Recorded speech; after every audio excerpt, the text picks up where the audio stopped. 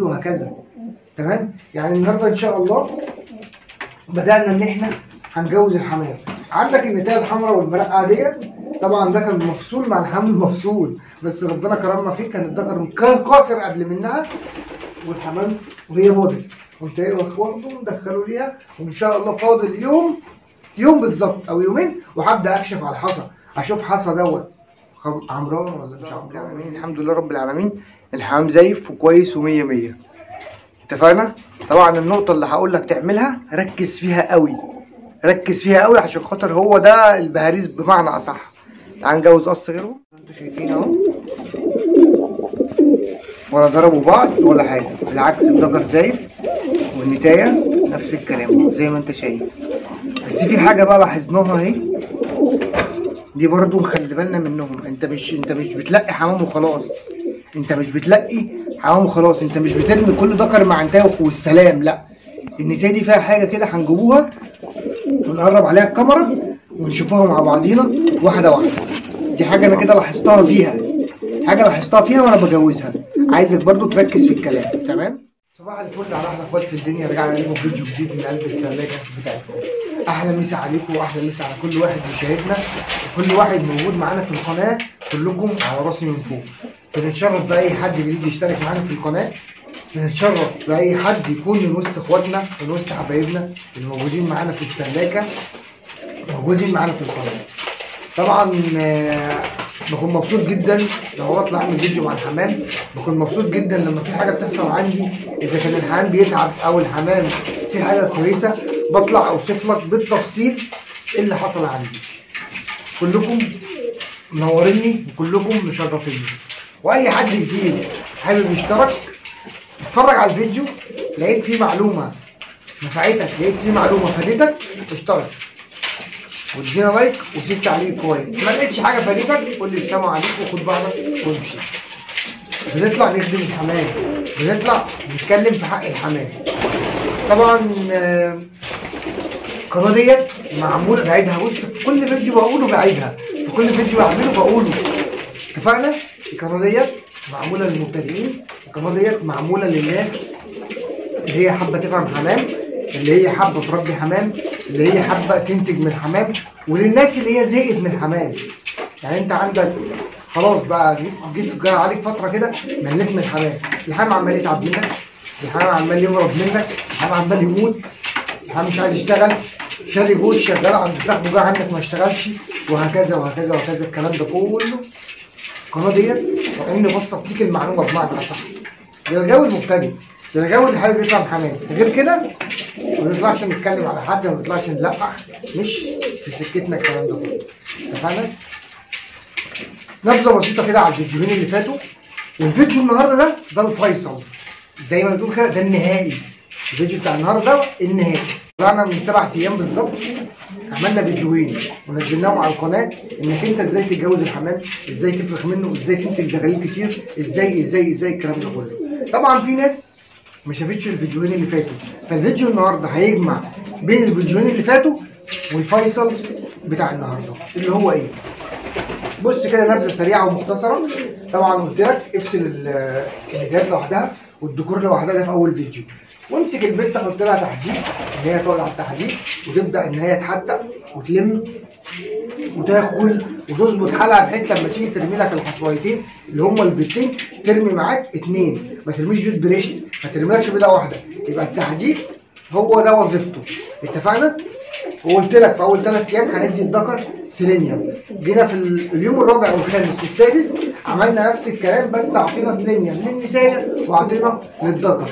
اتفقنا؟ النهارده بقى اليوم الفيصل اللي هو اليوم الجميل يعتبر، ان احنا هنبدا نجوز الحمام. لما تيجي تجوز الحمام لازم تكون ظابطه. يعني ايه ظابطه؟ يعني تكون عامل معاه الصح، تكون مجهزه. هو ده اسمها فتره التجهيز، انك انت تدي سيلينيوم، تدي كالسيوم، تدي فيتامين، تدي رفع مناعه، تدي تحديق. طيب التحديق عشان خاطر هنقول لك كل حاجه تفصيلها ايه. التحديق دوت عشان خاطر النتايه تجيب لك الحصويتين كويسين، ما تجيبلكش حصويه بريش، ما تجيبلكش حصويه واحده بعد كده بتقول لي لا ده النتايه عماله تجيب بيضه واحده، لا يبقى احنا كده بدانا فصلنا الحمام، اعطينا التحجيم، ده كده اول حاجه. طيب السيلينيوم ده وظيفته ايه؟ السيلينيوم وظيفته للذكر ان هو بينشط الخصوبه عنده، ما يجيبلكش بيض ملوث، ما يجيبلكش بيض اللي هو غير مخصب يعني ما فيهوش جنين، الكلام ده كله. طيب بالنسبه للنتايه السيلينيوم حلو عشان خاطر لو هي بارده مش عايزه تتجوز الكلام ده كله، خلاص هتتجوز، عافية يا ذوق هتتجوز، ده بالنسبه للنتايه. طيب الفيتامين والرفع المناعه، قلت لك رفع المناعه موجود في السيلينيوم، بتدي لفرد الحمام، بترفع من كفاءه الجهاز المناعه بتاعه علشان خاطر ما يتعبش، عشان خاطر اي مرض يجي ما يضرهوش. فرد الحمام لو مناعته مش مرفوعه، وهقولها لك في كل فيديو، فرد الحمام لو مناعته مش مرفوعه انت كده بتدمره. فانت عادي انت ممكن ب 10 جنيه يا عم هات سيلينيوم فرد وارفع مناعته، هتديله نقطتين لمده 3 ايام كل شهر، مش بقول لك اديله كل يوم كل يوم كل يوم، لا انت هتديله نقطه النهارده او نقطتين النهارده، بكره بعده، كل اول شهر يا عم اعمل كده.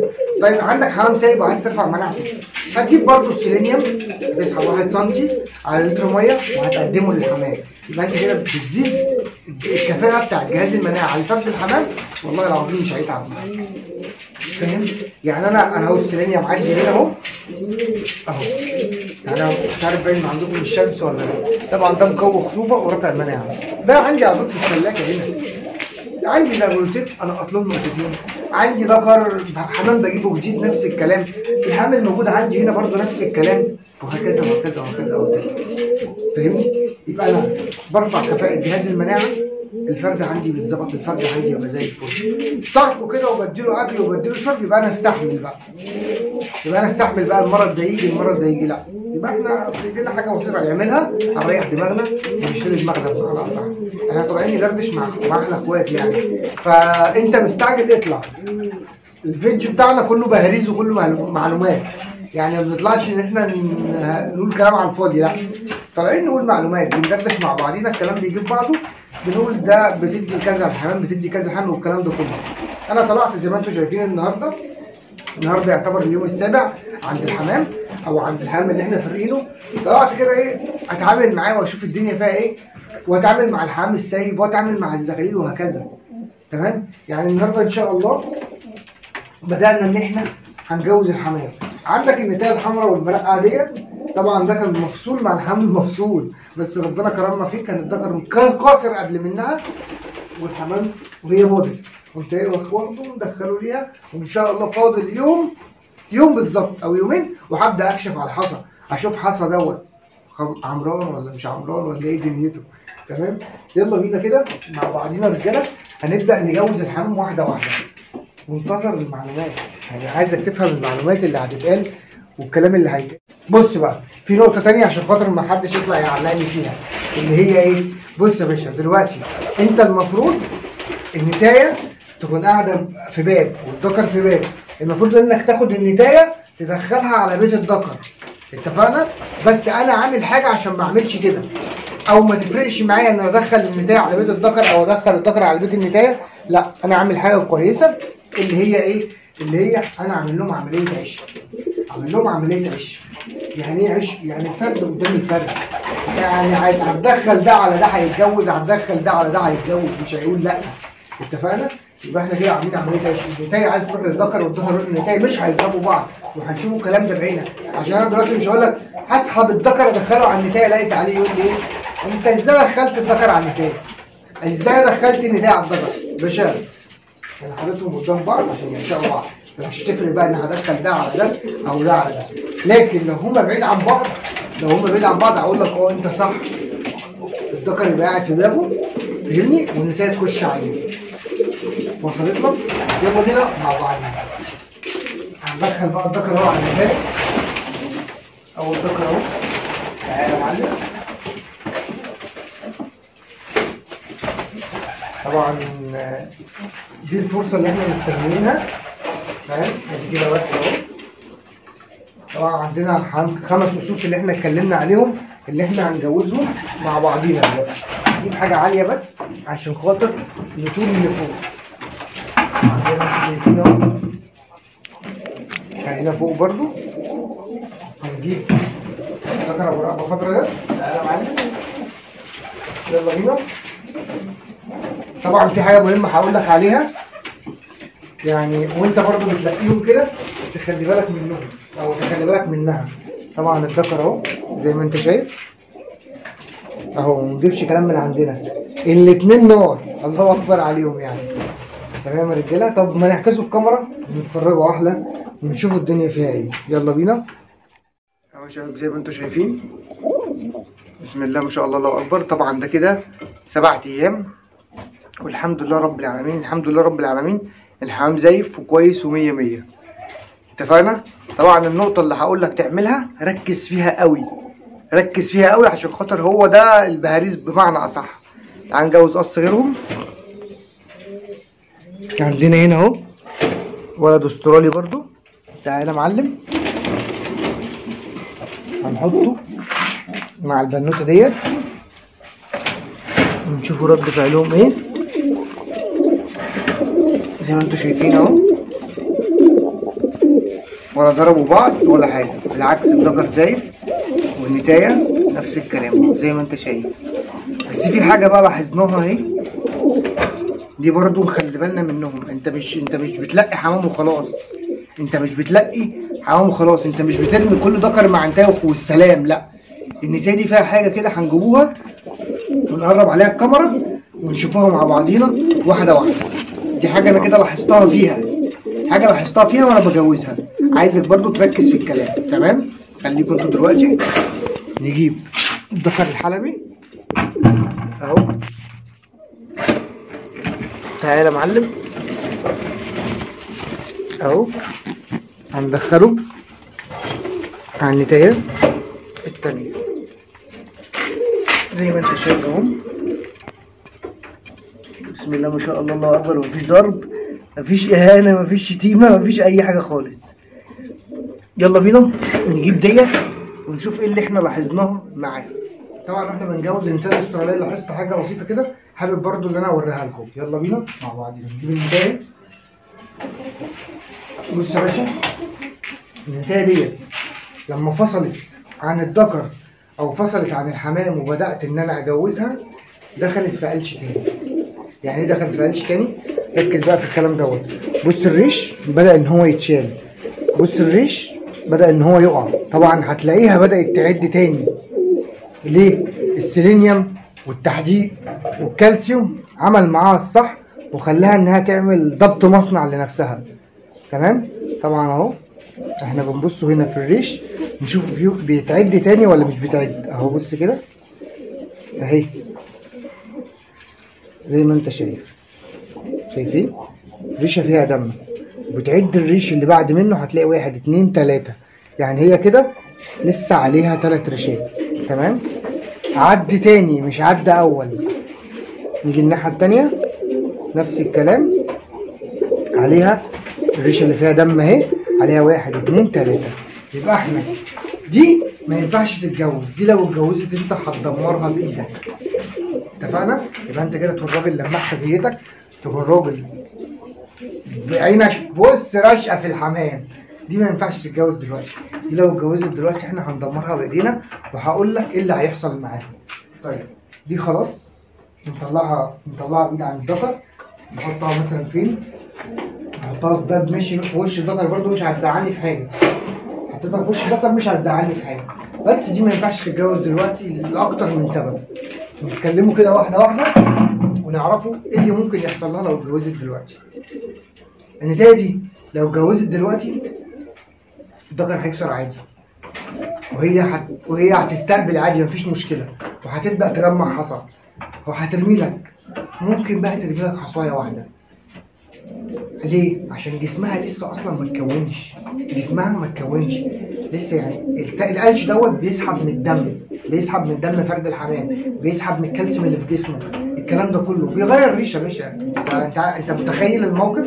يعني فرد بيبني نفسه بنفسه، فما بيبقى عندوش القدره ان هي تحصي او ان هي تبيض، وانت قلت لها خدي ذكر وبيضي، فهي هتعمل اللي عليها وهتبيض، بس هتبيض حصوايه واحده. مره على مره مره على مره، النتايه دي خلاص العنقود بتاعها سبحان الله تعالى، دي حاجه من عند ربنا سبحان الله، احنا ما بنتدخلش فيها. العنقود بدل ما ينزل الحصويتين خلاص هيبقى متعود ان هو ينزل حصوايه واحده، خلاص اتاقلم على كده او اتعود على كده، فبالتالي مشكله الحصوايه الواحده بتيجي من الكلام ده. فهمت قصدي؟ مشكله الحصوايه الواحده انك انت بتخلي النتايه يتكسر عليها وهي عليها ريش، بتجوز النتايه وهي عليها ريش، كل الكلام ده غلط، كل الكلام دوت يبهدل لك الدنيا عندك في الحمام. يبقى احنا لاحظنا ان هي لسه ما جهزتش، لا هتطلعي بره ونشوف له هو نتايه تانية او نستنى لحد اما انت تخلصي. مش هتقف خلاص، الدنيا مش هتقف عليكي، الدنيا مش هتقف عليكي خلاص. انت يجي غيرك بمعنى اصح، لكن انا ما بدمركيش. واحد يقول لي طب ما مش مشكله يا عم انا هجرب ولو لقيتها عملت كده هبيعها. حرام، اكبر حرام انك انت تجيب مثلا فرد حمام تلاقيه اشتغل، تلاقيه الدكر بيروق، تاخده جاي تبيعه لواحد ترازي بيه نفسه، ترازي بيه وهكذا وهكذا وهكذا. خلاص اللي رزقك فيه رزقك فيه، انت راجل بتتعلم برضه، فانت خلاص اتعلمت وفهمت، ما ينفعش انك ترازي بيه حد تاني. حرام والله بجد يا جماعه، حرام انك انت تشتري فرد حمام تكون انت مترازي فيه وترازي بيه حد. اتفقنا؟ يلا بينا نكمل جولتنا في السلاكه. طبعا الحمام انطفش، يعني الحمام ازاي طفش وطلع بره، سابنا وخلع بمعنى اصح. معانا هنا قص المسافات، طبعا دول ملاقيينهم احنا، هنتفرج عليهم. قص المسافات دول ملاقيينهم اهو، عشان خاطر لو اي حاجه جهزت من هنا من الحمام دوت ان شاء الله ناخد الحصى نحضره تحت منه. ومعانا هنا الحمام السايب اهو، معانا زغالين اهو، الشقلباظيات اهي يا جدعان. تعالى اهو، بسم الله ما شاء الله، الله اكبر. طبعا حصل حاجه كده كويسه الحمد لله رب العالمين، ربنا اللي بيجيبه كله كويس. عندنا النتايه ديت، نستنى نعكسوا الكاميرا بقى ونرجع له. عندنا النتايه ديت كانت محصيه حصويتين، وطبعا وريتكم الفيديو بتاعها. دخل الذكر الشقلباظي المفتري ده ضربها وكسر الحصويتين وبوظ الدنيا وشكله طلقها من ذكرها. وش ذكرها قاعد فوق اهو وهي قاعده تحت، فاحنا هنعمله كده اهو ونطلعهم فوق لبعض نشوفوا ايه اللي هيحصل. تمام، هو ده الحمام وهو ده الدنيا. تعال اتفرج كده يا باشا بقى على الحمام فوق هنا بعد ما اتجوز اهو. اتجوز هو قاعد متأنتك بص، و25 قيراط زي ما بيقولوا. تمام، طبعا بص بقى اللقطه الحلوه دي.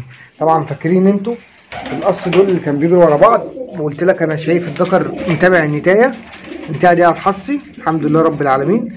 هي هتطلع تحديق وهي برضو جمعت قش زي ما انت شايف اهو. تمام، دول قص المسافات دول، ودول نفس الكلام برضو. لاحظناهم اللي هم بيعملوا كده اهم برضو بيلموا قش وقاعدين. طبعا احلى مسا عليكم واحلى مسا على كل واحد بيشاهدنا، كل واحد موجود معانا في القناه.